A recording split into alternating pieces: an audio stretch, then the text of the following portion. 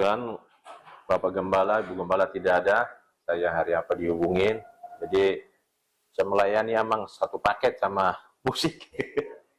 Jadi kami ibadah jam 8, begitu selesai puji-pujian, saya bilang sama anak saya, kita berangkat nih, ada pelayanan di sana.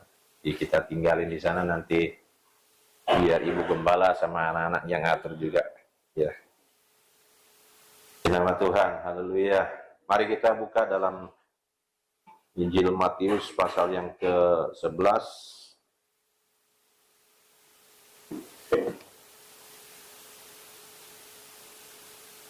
Matius pasal 11 ayat yang ke-28.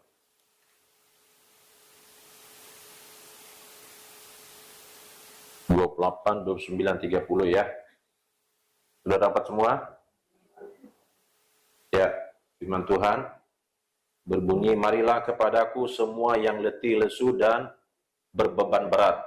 Aku akan memberikan kelegaan kepadamu. Pikulah kuk yang kupasang dan belajarlah kepadaku, karena aku lemah lembut dan rendah hati, dan jiwamu akan mendapat ketenangan. Sebab kuk yang kupasang itu enak dan bebanku pun ringan. Haleluya. Di sini Yesus mengundang. Siapa yang diundang? Semua yang letih lesu. Ada yang letih lesu? Gak berdaya lagi, gak semangat lagi, terlalu banyak tantangan, terlalu banyak kesulitan, silih berganti, kayaknya gak habis-habis, sampai akhirnya menjadi letih lesu. Dan Yesus mengundang, marilah kepadaku semua yang letih lesu dan berbeban berat. Manusia merasa dirinya kuat. Dan kalau dia merasa dirinya kuat, dia merasa tidak butuh apa-apa. Tidak butuh siapa-siapa. Karena dia merasa dia kuat. Merasa dia mampu. Merasa dia bisa. Saudara-saudara, kalau orang lagi di atas angin, wah, semua nggak butuh. Dari kesaksian tadi kan, hidup ini kadang di bawah, kadang di atas. Kalau lagi di atas, lupa. Seolah-olah hidup ini, wow. Tapi hidup kita kadang di bawah, itulah. Hidup ini seperti roda yang berputar. Apapun yang ada, semua ada masanya.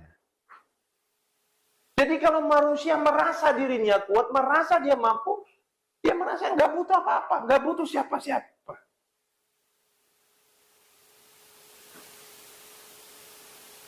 Sama seperti kalau kita mengadakan perjalanan, membawa kendaraan.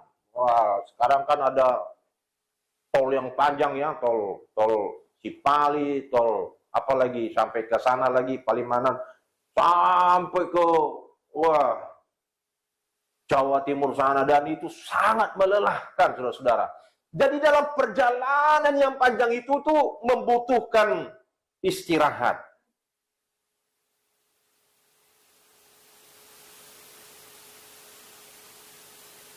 Perlu istirahat. Seperti manusia dalam perjalanan kita ini, perjalanan yang panjang, saudara-saudara. Kadang-kadang kita bilang, Tuhan kok nggak ada habisnya nih persoalan ini. Gak ada habisnya masalah ini. Perjalanan yang panjang ini butuh istirahat. Dia mengalami letih lesu.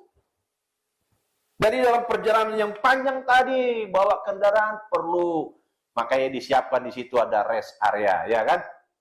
Rest area, ya itu ada restoran di sana.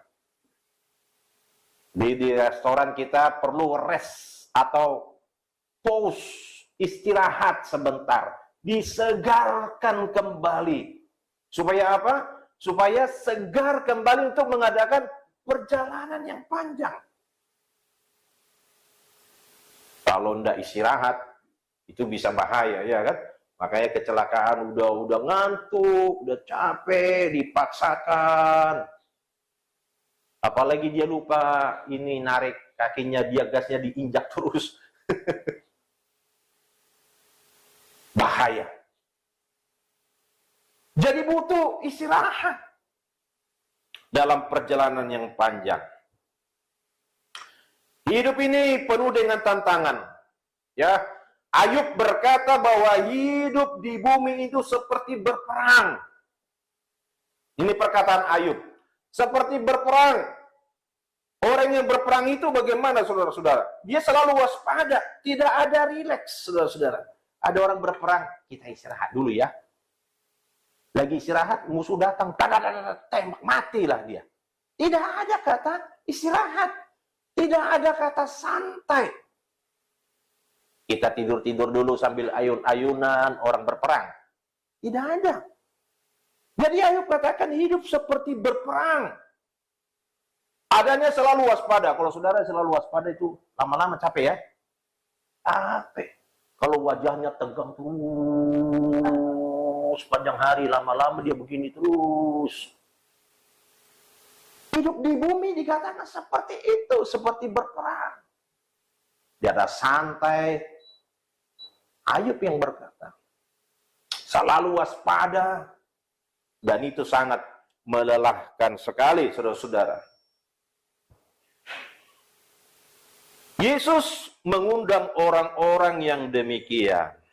Orang-orang yang berbeban berat. Seperti tubuh ini selalu harus membutuhkan istirahat. Haleluya. Kita perlu istirahat ya.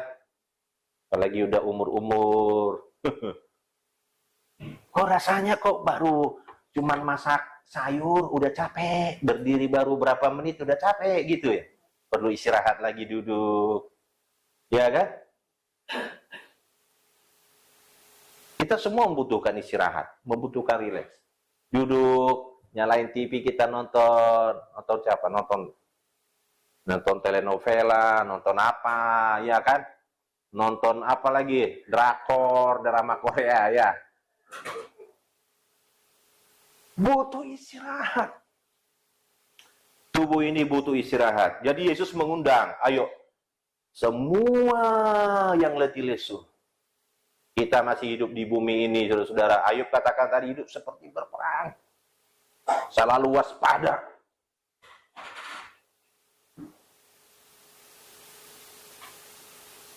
Kalau anak pergi nggak pulang-pulang, waspada. Kemana dia? Mesti pikirin. Waduh. Jadi tidak ada santainya, tidak ada rileksnya. Yesus mengundang orang-orang yang demikian. Marilah kepadaku. Haleluya. Yesus tempat istirahat yang sesungguhnya. Jadi seperti tubuh kita selalu membutuhkan istirahat. Ya, seperti kalau kita naik kereta. Naik kereta duduk sudah berjam-jam, capek ya. Apalagi kalau duduknya menghadap ke belakang, kelas ekonomi gitu. Ya kan? Udah kayaknya udah tidur, sudah bangun, boleh nyampe kan. Letih ya, capek ya, jenuh. Makanya di kereta itu ada restorannya di situ. Ada satu ruang, ada satu gerbong itu restoran. Jadi kita pergi ke sana, ngopi dulu, makan super mie atau apa saja, saudara-saudara. Untuk apa? Supaya segar kembali untuk mengadakan perjalanan. Apalagi kalau lapar kan. Kalau lapar susah tidur kan. Iya kan? Perutnya menggorohi, itu bahasa Ibraninya. Tahu menggorohi? Ya bunyi-bunyi dia. Keloncongan. Nggak bakalan bisa tidur. Kalau perutnya sudah terisi, ya kan, makanan cukup, minum cukup, istirahat juga jadi enak. Jadi makanya di kereta ada satu gerbong di sana untuk istirahat dalam perjalanan yang panjang. Supaya bisa tenang, bisa melanjutkan perjalanan. Demikian juga hidup kita di dalam Tuhan. Mengalami kelelahan. Ya, lelah rohani. Kayaknya doa saya kok nggak dijawab-jawab gitu kan. Jadi mengalami kelelahan rohani. Tahu kalau kelelahan rohani? Gak ada lagi semangat untuk berdoa. Gak ada lagi semangat untuk baca Alkitab. Kayaknya doa saya itu kayak melayang-layang di sini saja di plafon. Gitu kan? Gak ada lagi. Wah, pokoknya aku percaya. Gak ada lagi semangat itu. Ya kalau mau berdoa pun kayaknya kayak mau terpaksa. Tuhan, tak tahu lagi aku ngomong apa Tuhan. Kelelahan rohani. Capek. Ada yang lelah rohani? Doanya kelelahan rohani bilang begini. Nak peso hudok ngai botohoi Tuhan. Gitu. Biar aku nggak ngomong Tuhan udah tahu. Jadi artinya dia nggak mau berdoa lagi. Karena Tuhan sudah tahu. Kira-kira Tuhan tahu semua? Tahu nggak? Tahu semua. Belum kita ngomong juga dia udah tahu. Apa yang kita perlukan Tuhan tahu? Ya tahu semuanya. Tapi kita perlu berdoa nggak? Perlu berdoa. Haleluya. Doa itu adalah satu nyata bahwa kita beriman kepada Tuhan. Sampaikanlah segala sesuatu lewat doamu kepada Tuhan. Jadi jangan berhenti berdoa. Katakan amin. Kalau orang mengalami kelelahan rohani, berhenti dia berdoa. Udah berhenti. Kalau saudara berhenti berdoa, berkat Tuhan pun berhenti. Saudara akan mengalami berhenti di situ, rohaninya udah gak maju lagi.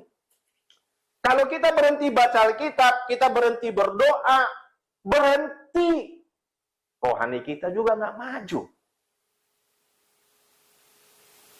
Yesus katakan, marilah kepadaku. Haleluya, Yesus mengundang. Ya, jadi orang yang hidup di luar Tuhan, dia mengalami kelelahan. Jangan saudara tinggalkan Tuhan, tetap ada di dalam dia. Amin. Semangat yang sudah patah, ya, semangat kita harus disegarkan kembali. Mengambil waktu istirahat. Ya, katakan amin. Mengambil waktu istirahat, mengalami kelelahan rohani, perlu waktu istirahat. Dan dikatakan dalam ayat yang berikut, marilah kepadaku semua yang letih lesu dan berbeban berat, aku akan memberikan kelegaan kepadamu. Ayat 29, pikullah kuk yang kupasang dan belajarlah kepadaku. Pikullah kuk yang kupasang.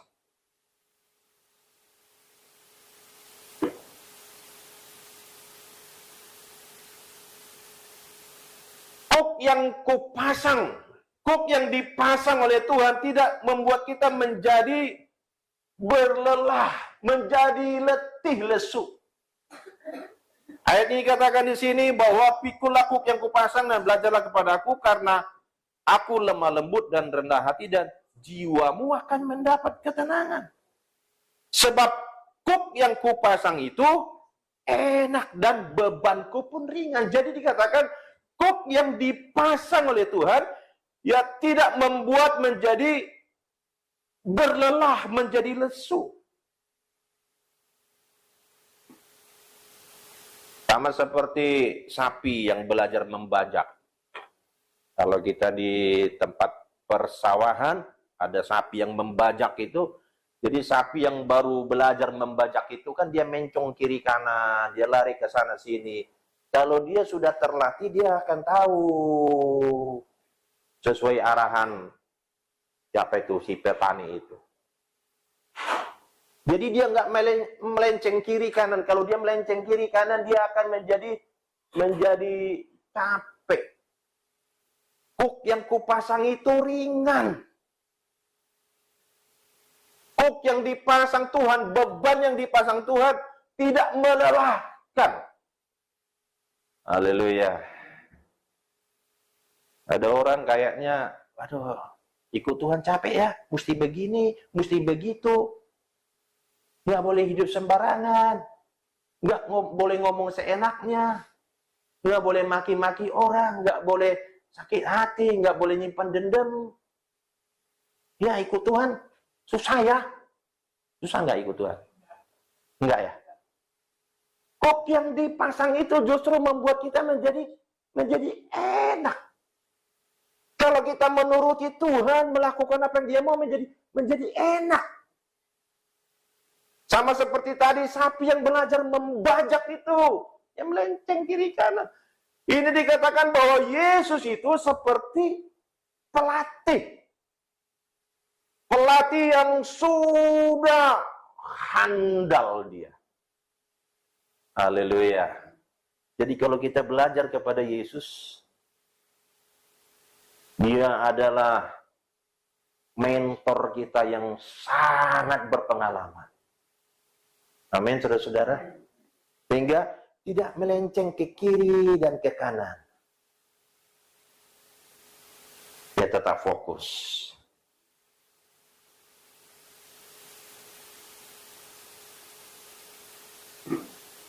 Belajar seperti Yesus, dia berjalan lurus.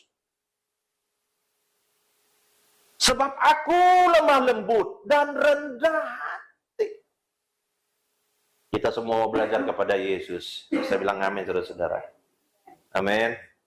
Ya, Yesus lemah lembut dan rendah hati. Dan jiwamu akan mendapat ketenangan. Jadi kalau kita belajar kepada Yesus, kita datang kepada Dia.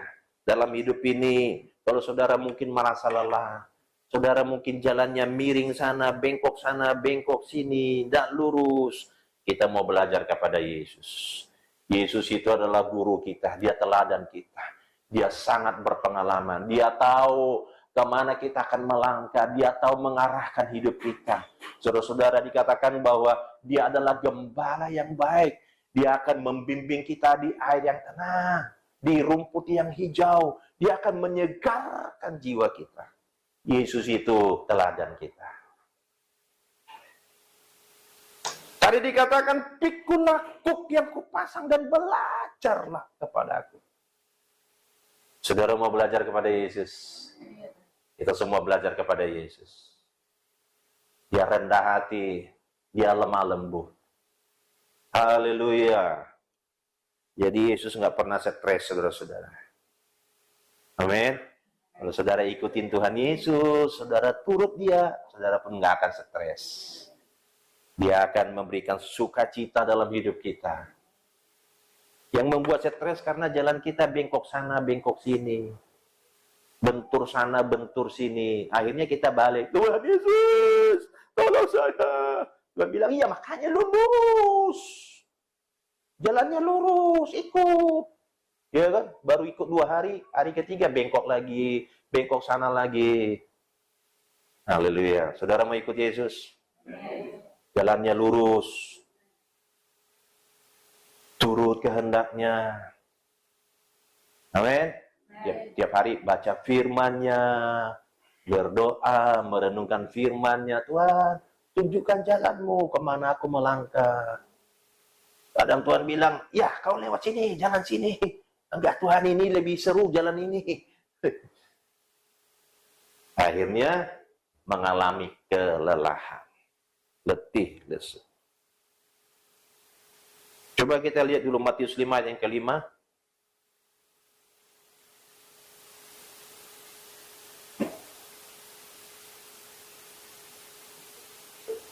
Matius 5 ayat 5. Sudah dapat? Haleluya. Berbahagialah orang yang, ayo kita baca sama-sama, 1, 2, 3. Berbahagialah orang yang lemah lembut, karena mereka akan memiliki bumi. Jadi siapa yang lemah lembut? Yesus lemah lembut. Yesus bilang tadi, ya belajarlah kepada aku, karena aku lemah lembut. Haleluya. Di sekolah tinggi manapun tidak ada sekolah yang namanya sekolah rendah hati. Ada nggak? Saya belum pernah temukan. Ya. Ada S2 sekolah tinggi rendah hati? Nggak ada. Ya kan? Tidak ada ya? Nggak ada. Apalagi kalau di dunia ini, kalau sudah S1, jalannya beda kan? Apalagi S2, dasinya agak miring sedikit. Kalau S3, dasi di kepala gitu. Atau pakai dasi 2, depan belakang. Menandakan dia S3. Ada yang bilang STH itu saya tidak tahu. MTH makin tidak tahu. DTH dasar tidak tahu gitu. Itu hanya sekarang kan gampang ya, gelar-gelar itu cepat sekali. Tidak apa-apa, asal betul ada ilmunya. Kalau gelarnya selangit, ilmu nggak ada. Khotbah, manjat pohon jambu, lompat ke pohon rambutan, turun pohon pisang. Tadi nggak jelas. Tidak ada satu sekolah manapun yang sekolah rendah hati. Tapi di sini dikatakan, berbahagialah orang yang lemah lembut, karena mereka akan memiliki bumi. Yesus dikatakan dia mengosongkan dirinya. Dalam Filipi pasal 2 ya, dia telah merendahkan dirinya, mengosongkan dirinya, menjadi sama dengan manusia, menjadi seorang hamba. Yesus telah belajar taat, menjadi seorang hamba, taat sampai mati, bahkan sampai mati di kayu salib. Saudara lihat, dia mengosongkan dirinya, hak sebagai Allah. Dia tidak pertahankan, dia mengosongkan dirinya menjadi hamba. Jadi sama dengan manusia. Dan ayat lain dikatakan itu sebabnya Allah sangat meninggikan dia dan mengaruniakan nama di atas segala nama. Saudara, kalau merendahkan hati, merendahkan diri di hadapan Tuhan, Tuhan yang akan mengangkat. Diangkat Tuhan tinggi. Haleluya. Siapa yang mau diangkat Tuhan? Kalau diangkat Tuhan, tidak ada manusia yang bisa merendahkan, saudara-saudara. Kalau diangkat manusia bisa diturunkan. Tapi kalau Tuhan yang angkat kita, orang tutup jalan, Tuhan bilang, habisin. Ya kan? Kalau Tuhan mengangkat, kalau Tuhan mau memberkati kita, kalau Tuhan mau memulihkan kita, tidak ada satupun yang bisa menghalangi. Kita mau belajar kepada Yesus. Karena Yesus pun rendah hati. Mengambil rupa seorang hamba. Taat bahkan sampai mati di kayu salib. Kadang-kadang kita, ego kita begitu tinggi, ya kan? Wah, pantang kalau direndahkan. Belum tahu ini. Hah? Ini, oh gitu, ya. Jangan sampai direndahkan orang. Biar yang dipakai semua ngutang, tapi jangan coba-coba begitu. Kita manusia begitu, saudaraku. Ya. Tapi Tuhan, dia mengosongkan dirinya. Yesus belajar untuk taat, menjadi sama dengan manusia, menjadi seorang hamba, bahkan sampai mati di kayu salib. Sebabnya Allah mengaruniakan nama di atas segala nama. Hanya Yesus yang bisa mengajar kita rendah hati. Hanya Yesus yang sanggup mengajar kita menjadi rendah hati. Dia adalah pawang kita, saudara-saudara. Dia tahu meluruskan yang bengkok. Katakan amin, saudara-saudara. Berjalan bersama dengan Yesus. Hanya dia yang sanggup meluruskan jalan kita. Dia tahu, dia yang sanggup membuat kita menjadi rendah hati. Belajar kepada Yesus. Dalam Bilangan pasal 12, Bilangan 12, ayat yang kedua, coba lihat ayatnya.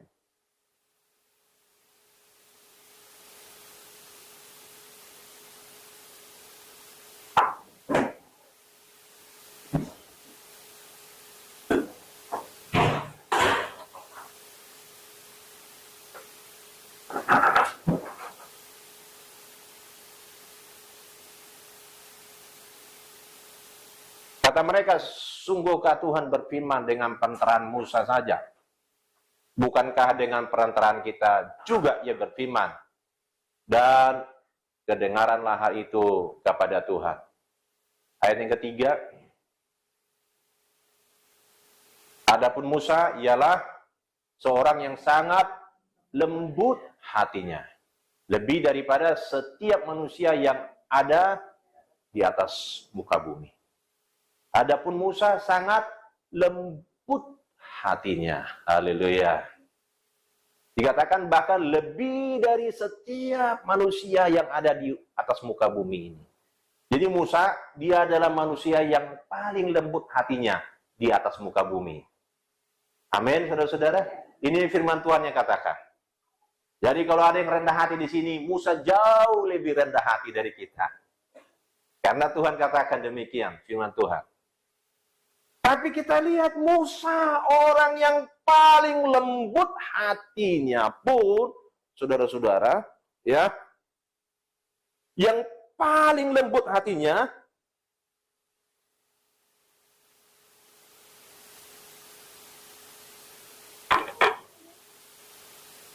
coba dia gagal masuk tanah Kanaan. Dia memimpin bangsa Israel. Hatinya paling lembut, tapi dia gagal masuk tanah Kanaan, bukan gagal masuk surga. Kenapa? Karena Musa pernah marah dia sama orang Israel. Marah dia. Dalam perjalanan bangsa Israel ini selalu merengek-rengek terus. Musa, kalau nggak ada air, Musa. Satu saat mereka kehabisan air. Musa berseru kepada Tuhan, habis air ini. Tuhan bilang, kau berkata kepada gunung batu, supaya air keluar dari gunung batu. Tapi karena Musa udah marah, dia ambil tongkatnya, dia pukul gunung batu. Air memang keluar, saudara-saudara. Memang keluar airnya. Tapi kalau saudara baca ayat lain, karena dia gagal menuruti firman Tuhan, dia gagal masuk tanah Kanaan. Jadi orang yang paling rendah hati, orang yang paling lembut, dia gagal memasuki tanah Kanaan. Kenapa? Karena gagal menuruti firman Tuhan. Coba bilang sebelahnya, jangan gagal menuruti firman Tuhan. Haleluya. Tadi dikatakan Yesus bahkan taat sampai mati di kayu salib. Dia tidak menganggap kesetaraan dengan hak yang harus dipertahankan. Dia adalah Allah, tapi dia telah merendahkan dirinya. Taat sampai mati. Yesus taat. Dia tidak gagal dalam hal ketaatan. Tapi Musa dia gagal dalam hal ketaatan. Tuhan suruh dia untuk ngomong sama gunung batu. Tapi karena dia marah, dia pukul gunung batu. Air keluar. Tapi itu membuat dia tidak bisa masuk tanah Kanaan. Tuhan panggil Musa, Musa, karena kamu sudah melanggar, kau tidak bisa masuk tanah Kanaan. Hanya kau bisa melihat saja. Sini. Itu tuh tanah Kanaan itu sana. Jadi dia sudah mati duluan dalam perjalanan. Belum sampai ke tanah Kanaan. Jadi bilang sebelahnya, jangan sampai kita gagal melakukan firman Tuhan. Belajar kepada Yesus. Karena dia tahu yang terbaik. Dia tahu meluruskan jalan kita. Ya, jalan-jalan kita sesuai dengan kehendak Tuhan. Ayat yang ke-29 dikatakan dalam Injil Matius pasal 11 tadi ayat 29.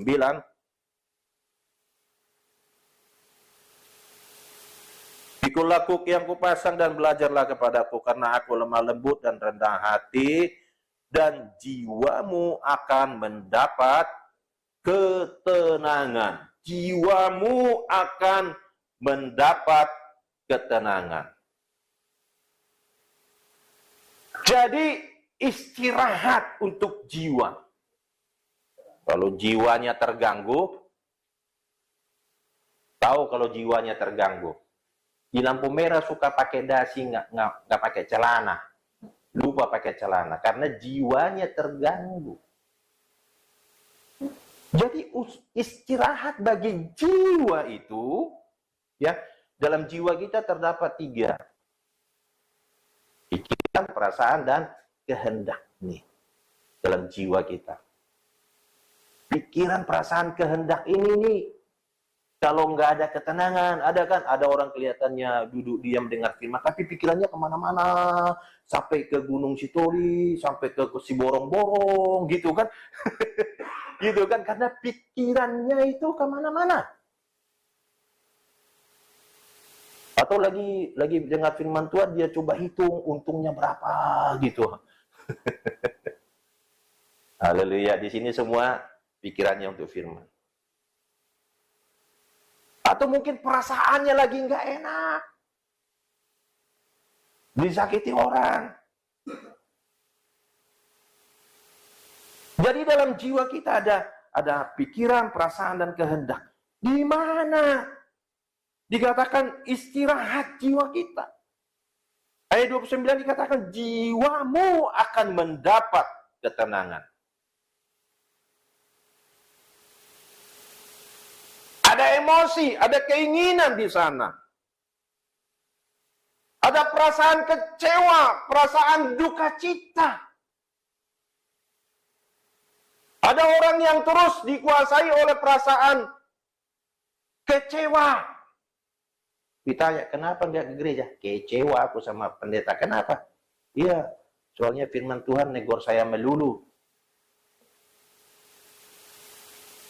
Jadi kecewa. Kecewa sama pendeta, jadi ikut juga kecewa sama Tuhan. Ada orang yang kecewa juga sama Tuhan. Kenapa? Doa aku nggak dijawab-jawab. Jadi percuma aku ke gereja. Ada satu jemaat kita nggak ke gereja lagi. Kenapa? Percuma aku ke gereja. Kenapa percuma? Karena anaknya jalannya kacau. Anaknya jalannya salah. Jadi anaknya menikah Muslim. Dia bilang, buat apa lagi aku ke gereja? Mau taruh di mana muka saya ini? Ya taruh situ aja. Mau kemana mukanya? Saya bilang begini, dengan kecewanya, dengan ke gerejanya, apakah semakin baik? Pasti tidak semakin baik. Justru kalau kamu gereja, kamu masih berdoa buat anakmu, masih ada jalan Tuhan buat dia untuk bertobat. Ya kan? Masih ada. Karena hidup ini memang perjalanan panjang, perjuangan. Justru kita sama-sama minta belas kasihan Tuhan supaya anakmu bertobat. Datang kepada Tuhan. Nggak datang-datang juga.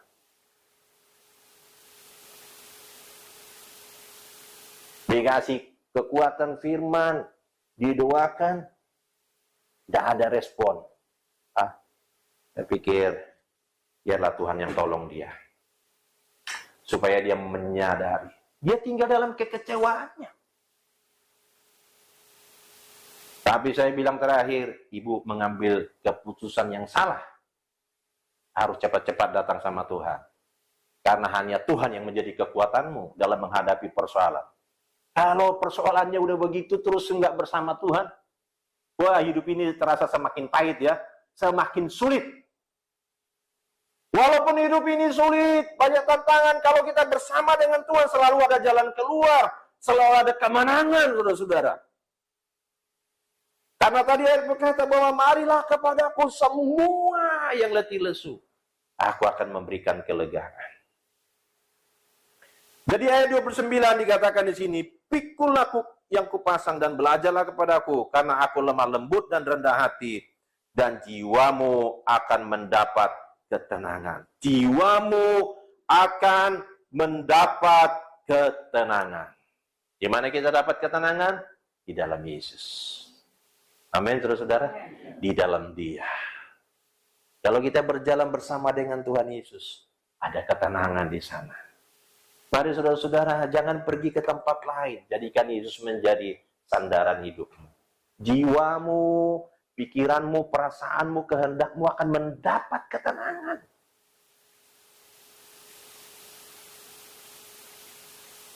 Hanya di dalam Yesus. Tidak ada tempat lain. Tidak ada. Kalau kita bersandar kepada harta, kepada kekayaan, itu sementara. Sifatnya sementara saja. Saudara.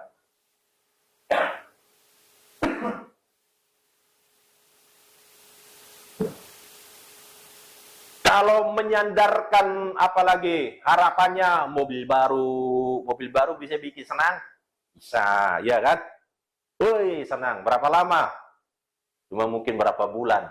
Habis itu, ini lagi. Karena kebutuhan akan hal-hal materi, benda ini, saudara, itu tidak itu sifatnya hanya semu saja. Tapi di dalam Yesus, waduh, itu ada sukacita untuk selama-lamanya. Jadikan Yesus menjadi sumber kekuatan, sumber ketenangan. Dalam ayat yang ke-30, ini yang terakhir, sebab kuk yang kupasang itu enak dan bebanku pun ringan. Sebab kuk yang kupasang itu ringan, bebanku pun ringan. Jadi beban dari Tuhan, ya, tidak seperti beban yang ditaruh dunia.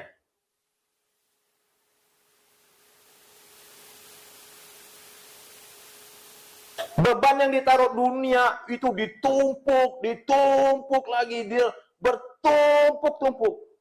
Persoalannya, masalahnya bertumpuk-tumpuk sehingga rasanya tidak kuat lagi untuk menarik.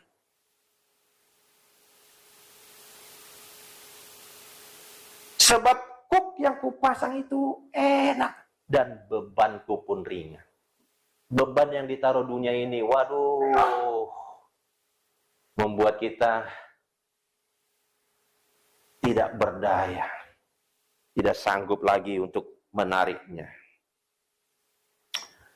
Haleluya. Puji Tuhan. Saudara, mari kita serahkan kepada Tuhan. Beban yang dari Tuhan tidak seperti beban yang ditaruh dunia ini.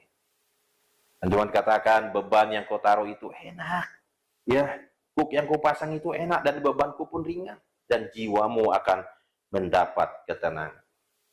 Tuh, saudara lihat pemain bola, satu tim pemain bola. Di situ ada pelatih, ada pemain. Dan mereka harus kerjasama untuk menciptakan kemenangan. Tugas masing-masing ada.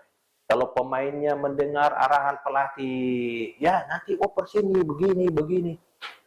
Mereka akan mencapai kemenangan. Tapi kalau masing-masing mereka, ya kan, pemain seperti pelatih, nggak mau dikasih tahu, tidak mau diarahkan, tidak mau dengar pelatihnya, apa yang terjadi? Nggak ada apa-apa, ngacau. Sekalipun di situ hebat-hebat, tapi kalau nggak dengar arahan, akan sulit. Saudara-saudara, kita mau mendengar pelatih kita. Siapa pelatih kita? Yesus. Saudara mau hidup berkemenangan, Dia akan menuntun kita kepada kemenangan. Haleluya. Amin.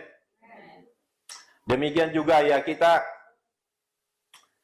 dengan kita, Yesus tahu, ya, Yesus tahu kelemahan kita. Dia tahu harus bagaimana.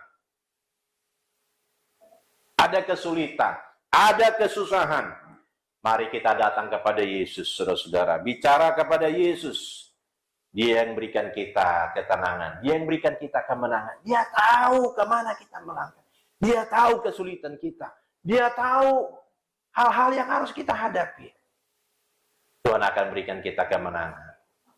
Haleluya. Puji nama Tuhan.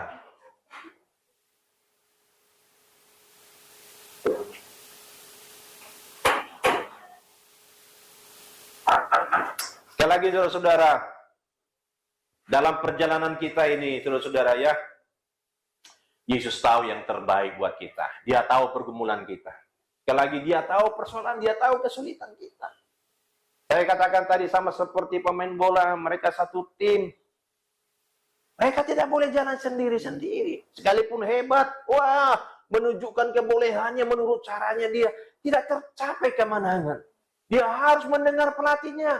Mereka harus punya strategi supaya tercapai kemenangan.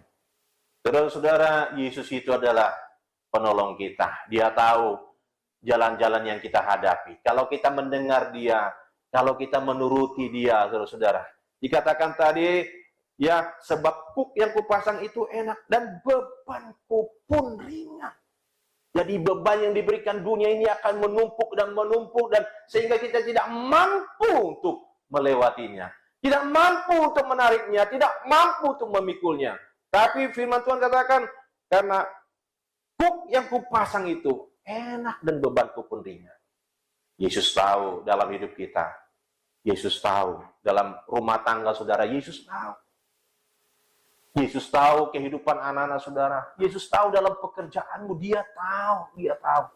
Dan Tuhan ingin berikan kemenangan bagi kita, saudara. Mari kita datang kepada Dia.